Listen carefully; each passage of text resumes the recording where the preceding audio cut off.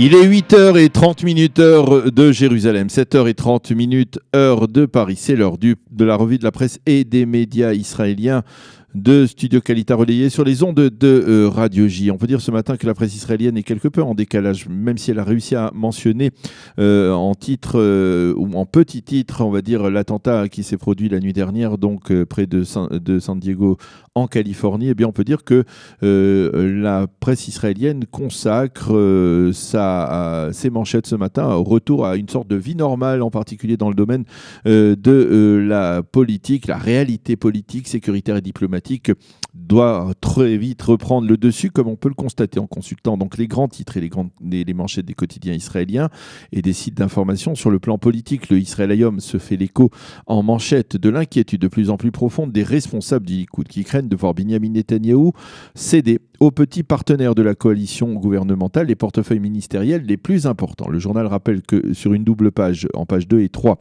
que c'est mardi après-midi que la 21e Knesset se réunira pour la première fois pour sa session inaugurale. À propos de cette séance inaugurale mardi, donc de la 21e Knesset, Gidon Alon, l'un des vétérans parmi les journalistes parlementaires, espère que cette journée sera scellée du sceau de l'unité et de l'unité, donc après une campagne électorale extrêmement difficile. Il souligne que 49 députés sur 120 prêteront serment pour la première fois et émet l'espoir que les incontournables débats d'idées qui les opposeront et se dérouleront dans la dignité. À propos de dignité, Alon se félicite du départ de certains anciens députés qui n'avaient pas fait honneur particulièrement à la 20e Knesset. Il s'agit en particulier, dit-il, ou écrit-il, Doren Khazan du Likoud ou de Hanin Zohabi de Balad, qui, écrit-il, n'ont pas hésité à s'exprimer grossièrement durant leur mandat. Enfin, Gidon Alon donne à ses nouveaux députés quelques conseils. D'abord, apprenez à bien connaître l'appareil parlementaire afin de savoir l'utiliser au mieux. Ne montez pas à la tribune si vous n'avez rien d'intéressant à dire et ne courez pas vers les journalistes dès que vous avez une idée de projet de loi. Soyez membre des commissions où vous pouvez penser avoir le plus de choses à apporter et de rapporter qu'en 1988, lorsque Reuven Rivlin et Benny Begin avaient été élus pour la première fois à la Knesset, ils ont passé les 4 premiers mois de leur mandat à écouter les discours des anciens députés avant d'oser s'exprimer eux-mêmes. Voilà donc pour cet éditorial édifiant de Gidon Alon en page 2 du Israël Hayom de ce matin. En marge, le Israël Hayom publie également les données de la dernière Knesset et l'on découvre que 6644 projets de loi y ont été déposés et que 5756 questions parlementaires y ont été posées. Les journaux rappellent également ce matin que c'est aujourd'hui que les tractations avec les partis orthodoxes qui étaient gelés en raison de la fête de Pessah vont réellement démarrer. Le Yediot Aharonot publie ce matin d'ailleurs pour la première fois les exigences des deux partis, le Shas et le judaïsme unifié de la Torah. Shas réclame 3 portefeuilles, celui de l'intérieur dont il dispose déjà, celui des cultes et de l'intégration.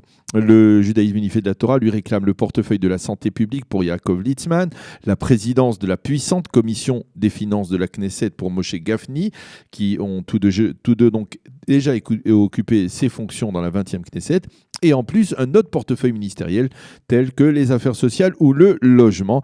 Les deux partis se déclarent prêts à soutenir 2 projets de loi importants pour Binyamin Netanyahou, la loi sur la primauté de la Knesset sur la Cour suprême et la loi restaurant une solide immunité parlementaire en échange d'une promesse de ne pas voter la loi sur l'enrôlement des élèves des yeshivot et de voter par contre une loi sur le respect du Shabbat. Le second titre dans la presse de ce matin se rapporte donc à l'attentat meurtrier qui s'est produit hier soir tard dans la soirée, heure d'Israël, et donc en plein dernier jour de Pessah à Poway en Californie. Une fidèle de la communauté Chabad de la ville a été tuée. On connaît donc désormais son identité, je vous le disais, dans le journal d'information. 3 autres personnes ont été blessées, dont 2 personnes originaires de Sderot et le rabbin de la communauté, le Rav Israël Goldstein. Ils ont été blessés donc par un tireur. C'est tué par un tireur antisémite qui a été neutralisé apparemment par une partie des fidèles. Cela s'est passé durant les offices de la dernière journée de Pessah. Le maire de la localité a confirmé qu'il s'agissait d'un crime de haine.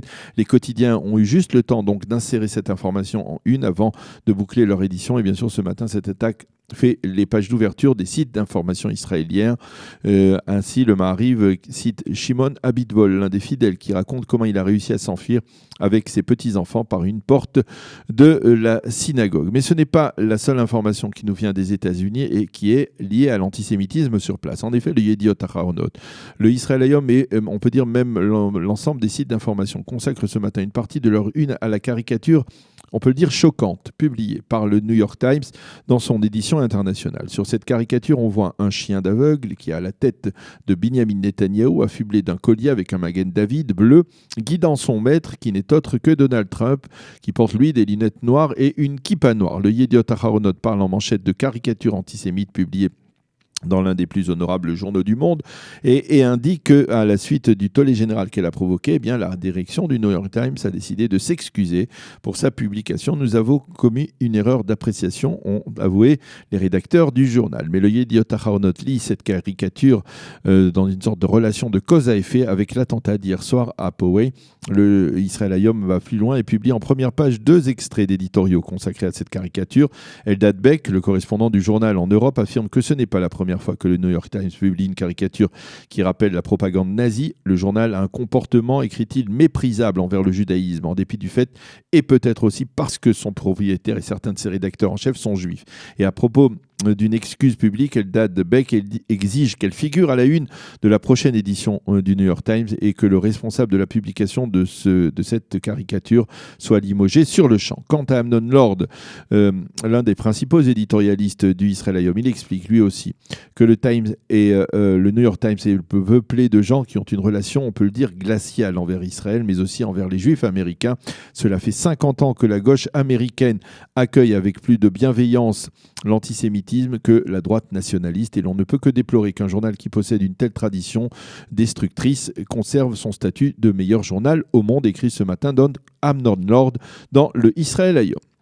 Et puis, nous terminerons cette revue de la presse par 2 titres. Le premier, en première page du Yediot Aharonot, se rapporte à la libération de 2 détenus syriens qui étaient en prison en Israël depuis de nombreuses années, quelques jours après la restitution du corps de Zecharia Bomel à la présidence du Conseil et dans l'entourage de Binyamin Netanyahou. On affirme qu'il s'agissait là d'un geste humanitaire, mais le Conseil juridique du gouvernement a reconnu avoir donné à Binyamin Netanyahou l'autorisation de procéder à cette libération sans que les ministres du gouvernement ne soient consultés. Ce matin, Shimrit Meir, la spécialiste du dossier arabe dans le Yediot Aharonot, précise que de toutes les manières, l'un des 2 prisonniers devait être libéré dans 2 mois.